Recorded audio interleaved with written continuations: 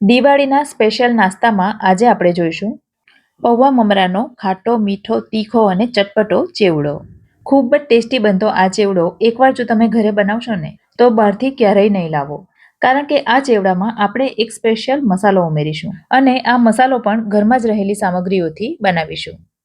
તો ફ્રેન્ડ્સ, મારી channel food with ફાલ્ગુનીને જો તમે હજુ સુધી સબસ્ક્રાઇબ ન કરી હોય તો પ્લીઝ જલ્દીથી સબસ્ક્રાઇબ કરી દેજો. તો ચેવડો બનાવતા પહેલા એનો મસાલો તૈયાર કરીશું. મસાલો બનાવવા માટે એક મિક્સરનું જાર લઈ લીધું છે અને એમાં સૌથી પહેલા લઈશું 2 ટીસ્પૂન ધાણા જીરું, 1 ટીસ્પૂન લઈશું વરિયાળી, 1 ટીસ્પૂન લઈશું આમચૂર પાવડર. આમચૂર પાવડરના બદલે તમે ચાટ મસાલો પણ લઈ શકો છો. બજારમાં મળતા ચેવડામાં સાઇટ્રિક એસિડ એટલે કે લીંબુના ફૂલ હોય છે, તો એ પણ તમે ચપટી ઉમેરી શકો.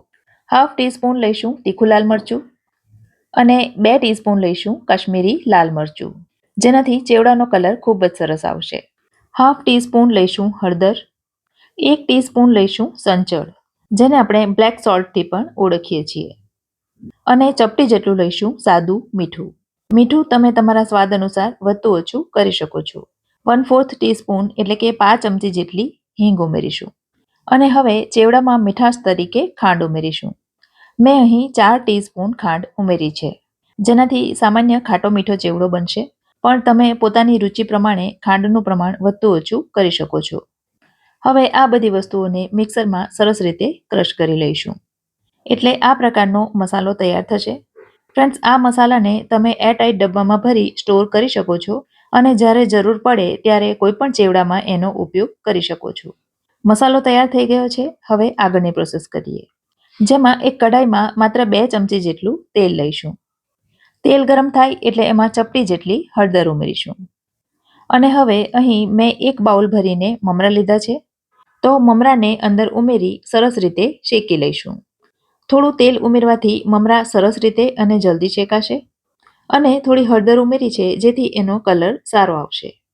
તો ધીમા તાપે મમરા ક્રિસ્પી થાય ત્યાં સુધી એને શેકીશું. મમરા કડક હોય છતાં પણ એને થોડા શેકવાના, જેથી એમાંનો ભેજ હોય એ નીકળી જાય, અને ધીમા તાપે શેકવાના જેથી બળી ન જાય. મમરા શેકાઈ જાય એટલે એને સાઈડ પર લઈ લઈશું અને ગેસ ઉપર એક પેનમાં તળવા માટે તેલ મૂકી દઈશું. હવે તળવા માટે અહીં મેં આ પ્રકારનો ઊંડો જે જારો આવે છે એ લઈ લીધો છે, અને બધી વસ્તુઓ આપણે એમાં જ તળીશું.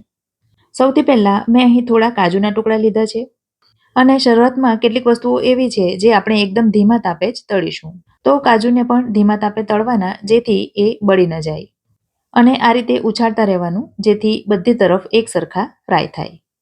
હલકો બદામી રંગ પકડે અને ક્રિસ્પી થયા એમ લાગે એટલે એને તેલમાંથી બહાર કાઢી લઈશું અને એક પેપર ઉપર મૂકી દઈશું જેથી એક્સ્ટ્રા ઓઇલ હોય એ શોષાઈ જાય. હવે લીધા છે અડધો કપ ભરીને કાચા શિંગદાણા, અને શિંગદાણાને પણ એ જ રીતે ધીમા તાપે તળીશું. જો તેલ વધારે ગરમ હશે તો એ પણ ઉપરથી લાલ થઈ જશે અને અંદરથી કાચા રહેશે. તેલમાંથી બહાર કાઢી હલાવી અને ફરીથી તેલમાં ડુબાડવાના, અથવા તો આ રીતે ચમચીની મદદથી હલાવવાના જેથી એ પણ એક સરખા ફ્રાય થાય.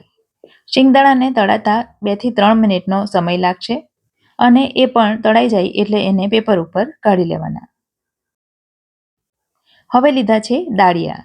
દાળિયા પણ મેં અહીં અડધો કપ લીધા છે, અને જે રીતે કાજુ અને શિંગદાણાને તળ્યા એ જ રીતે દાળિયાને પણ તળી લઈશું. પણ દાળિયાને તળાતા વધારે વાર નથી લાગતી, અડધીથી 1 મિનિટમાં જ એ તળાઈ જશે. હવે લીધી છે સૂકા કોપરાની સ્લાઇસ, અને એને પણ એ જ રીતે તળવાની છે, પણ એને તળાતા બિલકુલ વાર નથી લાગતી, માત્ર અડધી જ મિનિટમાં એ તળાઈ જશે. તો એને પણ પેપર ઉપર લઈ લઈશું. હવે 2 ચમચી જેટલી સૂકી લાલ દ્રાક્ષ લીધી છે અને એને પણ તળી લઈશું.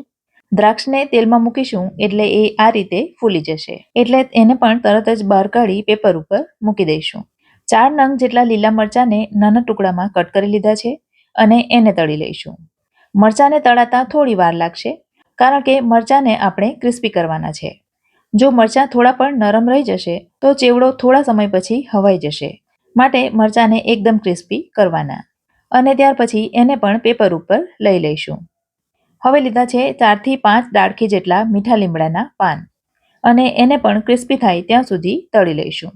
ફ્રેન્ડ્સ, આ જેટલી વસ્તુઓ આપણે અત્યારે તળી એ બધી ધીમા તાપે તળવાની હતી, અને હવે પછી જે વસ્તુઓ આપણે તળવાના છીએ એને થોડા વધારે ગરમ તેલમાં તળીશું. જેમાં અહીં મેં લીધા છે મકાઈના પૌવા. મકાઈના કાચા પૌવા માર્કેટમાં સરળતાથી મળી જતા હોય છે. તો થોડા થોડા પૌવાને ઝારાની અંદર લઈ એને તળી લઈશું. ઝારાને તેલમાંથી બહાર લઈ થોડો ઉછાળી લેવાનો, જેથી પૌવા ઉપર નીચે થઈ જાય અને બધી તરફથી એક સરખા તળાય. આ તળાયેલા પૌવાને એક મોટા વાસણમાં લઈ લઈશું કે જેમાં આપણે ચેવડો તૈયાર કરીશું. તો લગભગ 125 ગ્રામ જેટલા પૌવાને મેં અહીં તળીને તૈયાર કર્યા છે.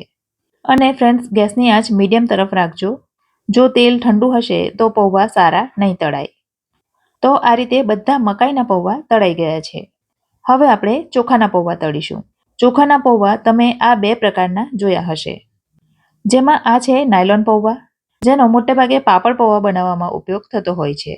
આ પૌવા તળીને કે શેકીને કોઈ પણ રીતે વાપરી શકાય છે. અને આ છે સાદા પૌવા, જેનો આપણે બટાકા પૌવા બનાવવામાં ઉપયોગ કરીએ છીએ. આ પૌવાને પણ તળીને ઉપયોગમાં લઈ શકાય છે. પણ હું અહીં આ ત્રીજા પ્રકારના પૌવાનો ઉપયોગ કરી રહી છું. આ પૌવા માત્ર તળવા માટેના જ હોય છે. આ પૌવામાં તળ્યા પછી તેલ વધારે પડતું એબ્ઝોર્બ નથી થતું, માટે હું તળવા માટે આ જ પૌવાનો ઉપયોગ કરું છું. આ પૌવા મમરા માટેની જે સ્પેશિયલ શોપ હોય છે એમાં મળી રહે છે. પણ જો એ ન હોય તો તમે આ બે પૌવામાંથી પણ ચેવડો બનાવી શકો છો. તો જે રીતે મકાઈના પૌવા તળ્યા એ જ રીતે આ પૌવાને પણ તળી લેવાના. તેલ થોડું વધારે ગરમ અને ગેસની આંચ મીડિયમ રાખવાની અને ઉછાળતા જઈ એને પણ તળી લેવાના. અને તળ્યા પછી એને મકાઈના પૌવાની સાથે જ લઈ લેવાના. ફ્રેન્ડ્સ, આ સિવાય દિવાળીના ઘણા બધા નાસ્તાની રેસીપી મેં અપલોડ કરી છે, જે તમે ચેનલ પર જઈને જોઈ શકો છો અને જેની લિંક પણ મેં ડિસ્ક્રિપ્શન બોક્સમાં આપી દીધી છે. ફ્રેન્ડ્સ, આ કાચા પૌવા પણ મેં વજનમાં 125 ગ્રામ લીધા હતા. અને આ બંને પ્રકારના પૌવા તળાઈ ગયા પછી જે મમરા આપણે શેકીને રાખ્યા છે એને પણ પૌવા સાથે લઈ લઈશું. ત્યાર પછી શિંગદાણા, દાળિયા વગેરે જે બધું આપણે તળીને રાખ્યું છે એ બધું અંદર ઉમેરી દઈશું. અને હવે એમાં આપણે મસાલો કરવાનો છે. તો તૈયાર કરેલા મસાલામાંથી 2 ચમચી જેટલો મસાલો અત્યારે એમાં ઉમેરીશું અને સાચવીને બધું મિક્સ કરીશું. થોડું મિક્સ કર્યા પછી ફરી પાછો 2-3 ચમચી મસાલો અંદર ઉમેરીશું અને ફરી પાછું મિક્સ કરીશું. આ રીતે થોડું થોડું મિક્સ કરતા જઈ મસાલો ઉમેરવાથી મસાલો બધી તરફ એક સરખો લાગશે.